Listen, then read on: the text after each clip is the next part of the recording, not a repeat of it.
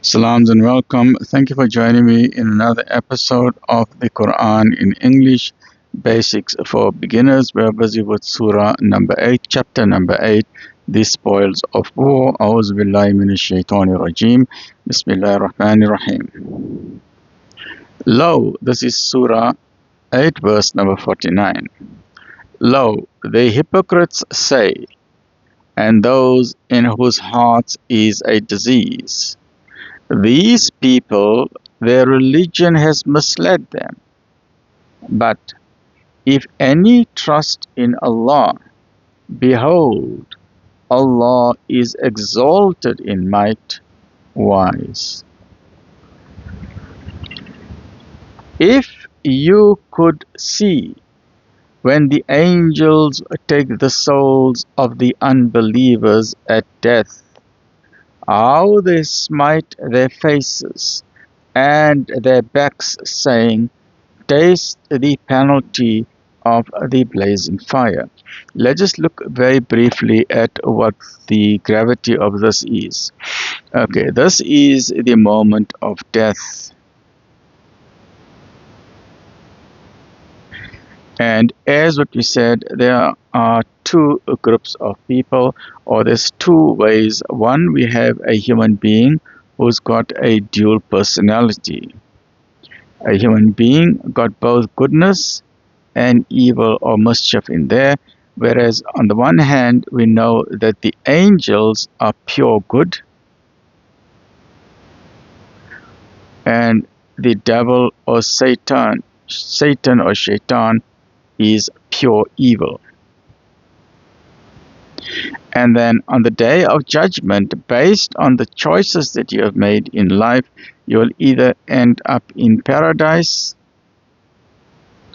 or in hell. Very simple. There's just a dual nature. There's only two options available. There isn't a third option. And this applies to every single human being on the face of the earth. The very fact that you have been born means that you're going to die. Nobody can escape this. Not even the biggest pope in the country, not even the biggest celebrity, not even the biggest king can escape death. Nobody can escape death. And it is an absolute guarantee that there is a life after death. There is a day of judgment, and then your deeds will be weighed on a scale, a massive scale, from heaven to earth, from horizon to horizon, and then all your deeds will be weighed on the scale. If your good deeds are heavy, then you go to paradise, and if not, you go to a very hot place, right? Now, this is the difference between the good and the people who have committed evil. Now, the evil also includes not necessarily that you're causing harm to people, but the biggest error that people can make is not to have a clear understanding of God. Because all the messengers that came to humanity, 124,000, if not more, of which 25 are mentioned in the Quran. All the 124,000 specifically chosen, outstanding human beings, chosen by God Himself, they all came with one single powerful truth, that there is only one God. La ilaha illallah. There is only one God.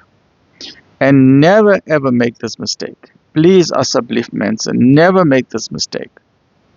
There's only one God. Yet, some people will insult God with a blasphemy to say that no, God has got a mother, or God has got a son, or God came out of a womb, or someone else is a God, or that Jesus is God. Jesus is not God, nor is Jesus the Son of God, nor is Jesus Lord. The simple question we need to ask ourselves, did Jesus create the moon? No. Did Jesus create the sun? No. Did Jesus create the elephant? No. Did Jesus create the whale or the dolphin or the shark or the lion or the wildebeest or the hippopotamus? No. Jesus didn't create any of these things, so we cannot call Him Lord or God. And another very simple rule is, if anything or anybody comes out of a womb of a mother, that person is not God. So God, we must not commit the very serious sin of blasphemy, which is an insult to God. God can forgive any sin he wants to, but one sin he won't forgive is the sin of insulting him with blasphemy, to say that he's got a mother or a father, or he's got a son, or he's got a daughter, or he's got uncles and aunts, or he's got friends to help him out. God needs nobody to help him out. This is his kingdom. And this is not like a kingdom on earth where you have a family, like a royal family. You have the king, you have the queen, you have the prince. There's no royal family of God. There's only one God. And God does not have any anthropomorphic features. He does not look like a human being. He is light upon light upon light. Now, so that's just a side distraction. So what happens at the time of death between the two categories of people? There is the believer and there is the non-believer, the person who doesn't believe in anything, or the mischief makers and so on, right? So the non-believer and the believer. The angel of death will come to both. So here's the non-believer, and here's the believer. And inside the non-believer is the soul. And inside the believer is the soul. So you may just think of the soul. You know, you saw that movie, Casper, the Friendly Ghost. So you may just think of the soul similar to Casper, the Friendly Ghost. That means the soul has got the similar shape of the human body. It goes throughout the human body, right? It's an invisible, it's in the transcendental spiritual dimension, right? So I've just represented it as this. But just think of it, this is your physical body, and inside that, along the entire border of your physical body, is the soul itself. Now, in the case of the believer, the angel of death will come peacefully, and they will slowly take out the soul very, very gently and kindly, as if you are pouring water out of a jug, and then they will be faced with millions of angels. As soon as the soul comes out, you will see millions of angels with bright, bright faces, and they're all so happy to see him and receive him. And then they wrap him in a shroud from one of the shrouds of paradise with a beautiful fragrance of musk, or even better than that. And then they start taking him higher and higher, and they start calling him by the best of names that he was known on earth. Like, hey, if his name was Jones or Yunus, then they call him Jones. Or if he was a kind person, then instead of calling him Babu, they call him a kind person. Oh, kind one. Or oh, the one with a smiling face. Or oh, generous one. So they called him with all the beautiful names with which his family people used to know him, right? And then as he's going higher and higher until they reach the stage where they reach the highest levels. And then God most merciful, and then he goes to each of the paradises, right? He doesn't enter, but they ask him, the door at the first paradise asks who it is. They say, no, we've got the soul of so and so. And then the soldiers at the first paradise will say, yes, you got permission to go higher. You know, there's a barrier at each heaven. At every heaven, there's a barrier. There's a checkpoint. So it's like a passport control. So the first heaven will say, okay, that guy is fine. Let him go further. And they will go further and further until they reach the Creator. And God most merciful already know who that person is, but the angels tell him who it is. And God most merciful says, I am pleased with my servant, and register his name in the divine register known as Illiyin. And then they take him down in the grave. His soul is in the grave, and then they give him such beautiful fragrance. The grave is opened wide. There's light in the grave, and he stays in bliss and in perfume and in total calmness until the day of resurrection, when he will be raised up again on the day of judgment. So he has a very peaceful and calm and peaceful end. On the other hand, those who have a wrong understanding of God, or who don't believe in God, or the criminals who have been causing harm in society, whether it is the criminals in government, the criminals in civil society, the mafia gangs, the drug dealers, the ones who have been committing warfare on other people, who have been torturing innocent men, women, and children, raping and killing, whether in warfare or in civil society, all the evil people of the world, even they could be claiming to be believers. Whether it does not matter, you can say you're a believer, but if you're committing such horrendous crimes on other people, even embezzling money or stealing or being a criminal enterprise, if you are involved in contracts, tender, corruption, corruption in a prepaid electricity meter, corruption in the construction industry, or in the fixing up the potholes, whatever crime or criminal actions you've been involved in, whereby people have been harmed, you are then one of those people with which the angel of death is not happy. So in that case, the way your soul is going to be removed is not in an easy way. They're going to rip your soul to pieces. They're going to grab it, and the soul knows of the evil people. The soul knows that they have done wrong, and they don't want death. They don't want to face death. They don't want to face God. So the soul will run round and round the body. It'll be going in circles trying to escape death. It'll be going round and round, and the angel of death will grab it. Will grab it and will rip it out, and the soul will try and hold on to the body. And the example that is given is as if it is wet wool and it's being ripped through barbed wire, right? The barbed wire is tearing it to pieces. So the ripped soul is removed with great pain, and instead of meeting beautiful angels with light on their faces, they will meet dark angels, very angry angels, darkness everywhere. And instead of a beautiful shroud with beautiful musk, they will have a black shroud from the deepest dungeons of hell with a terrible smell on it. So in this case, the shroud is so beautiful. So when they come to each of the heavens, the other angels are remarking, what a beautiful soul, what a beautiful fragrance. Yes, he is welcome. Let him go higher and higher. In this case, the smell is so terrible, and the evil of this person is so terrible that by the time they come to the first heaven, that angel refuses. He says, we are not interested. He cannot go beyond this, because this is not a good soul. And then from far above the heavens, the instruction is given, this is an evil soul. Register his name in Sajjin. Sajjin is the register of hell. So his name is already booked for hell. And then he is already terrified. When he's put in the grave, then the angels of punishment are waiting for him there in the grave. Now, this is the strange part, and this is where I always find it a bit amusing for myself, is that you will find some, whether they call themselves Christians or whoever they are, but they have committed so much horrific crimes on the global scale. They have invaded other countries, whether it's accusing them of the weapons of mass destruction, or invading innocent Vietnam so many years ago, or invading other lands, or removing certain presidents from power, and so on. Right? Whether it is the Pol Pot regime in Cambodia, or the Khmer Rouge regime, or the atrocities committed in World War II and I, or whether it is the colonial and imperial and expansionist policies of the harm caused to the original Native American people, the Apaches, the Sioux, and the Comanche nations, or the damage caused to the African continent, or to the Australian Aborigines, and so much other horrific crimes, whether it is a serial murderers and rapists.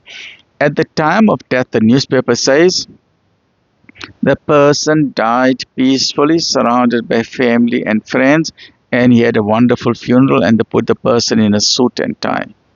But this is only what we are seeing on the physical dimension. But that person, although he or she looks to have a peaceful death, but on this level of the soul, the spiritual dimension, that person is screaming, which no one can see. And this is a reality which Nabi Sallallahu Alaihi Wasallam tells us, because he could see. And he says, if you know what I can see in the grave of people who are being punished, you will never have buried your people. So the people who have committed so much horrific crime, they are the ones who will get their just due. They will not escape the punishment of God. If you could see when the angels take the souls of the unbelievers at death, how they smite their faces and their backs, saying, taste the penalty of the blazing fire. So their punishment starts immediately, the minute they've taken their last breath. And you know what's so strange? These unbelievers who were blind to the truth their whole life, they did not want to believe. They never bothered to read the Quran. They never bothered to listen to the messengers. The day their eyes close, that is the day their spiritual eyes will open. And then they will see the reality. They will see angels with their own eyes. And then they will get a skirk of their lives. Nah? Done as that by a lot, man, sir. Then it's very late. Niemand can come back again. Nobody can come back again. Nah? Because of the deeds which your own hands sent forth. For Allah is never unjust to His servant. So if you are part of those people that you have harmed humanity, or you are part of tender corruption, or you're part of the criminal gang in government, or you're part of the criminal gangs in civil society, you are doing crime with your own hands, and you think that no one has caught you out, or you have murdered a woman, you have raped a woman, murdered her, killed her, and you think nobody knows about it, and so on, and you have tortured people during warfare, or you have killed unarmed civilians in warfare. God is never ever absent from any time or place, even in your most secret meetings, in deep underground bunkers 10 kilometers down into the earth. God is there with you. And everything, all the evil that you have been doing is being recorded. And so the minute your eyes close at the time of death, your family will tell the media, yes, no, he or she, yes, she died a very peaceful death, or he died a very peaceful death. What they don't know and what they cannot see, only the dead person can see how the angels are starting their punishment already. And that person is screaming, but the family members cannot hear it. So please don't take this life as a joke. It is not a joke, and don't let the devil deceive you. Don't let Shaitan or Satan or the devil or Lucifer make you ignore the realities and the seriousness of living. Because at the end of the day, the very fact that you've been born means that guaranteed one day you are going to die and you're going to face your maker. There's no doubt about it. Deeds after the manner of the people of Pharaoh and of those before them. They rejected the signs of Allah, and Allah punished them for their crimes. For Allah is strong and strict in punishment, because Allah will never change the grace which He has bestowed on a people until they change what is in their own souls. And verily, Allah is He who hears and knows all things. So the onus is on you. The invitation is on you. The Quran is available.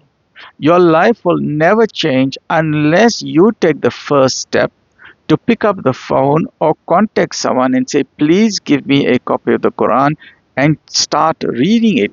Otherwise, you will be lost forever in eternity in the entire cosmos. You can be the best human being on earth, but if you do not know what the Quran says, then believe, man, sir, you will be lost in the cosmos for eternity. And we don't want that for anybody. Man. Deeds after the manner of the people of Pharaoh and those before them. They treated as false the signs of their Lord. So we destroyed them for their crimes, and we drowned the people of Pharaoh, for they were all oppressors and wrongdoers. For the worst of peace in the sight of God, in the sight of Allah, are those who reject Him. They will not believe. They are those with whom you did make a covenant, but they break their covenant every time, and they have not the fear of Allah. If you gain the mastery over them in war, disperse with them those who follow them, that they may remember. If you fear treachery from any group, throw back their covenant to them, so as to be on equal terms. For Allah loves not the treacherous. May your life be filled with barakah, blessings, abundance, and afiyah. Alhamdulillah Rabbil Alameen.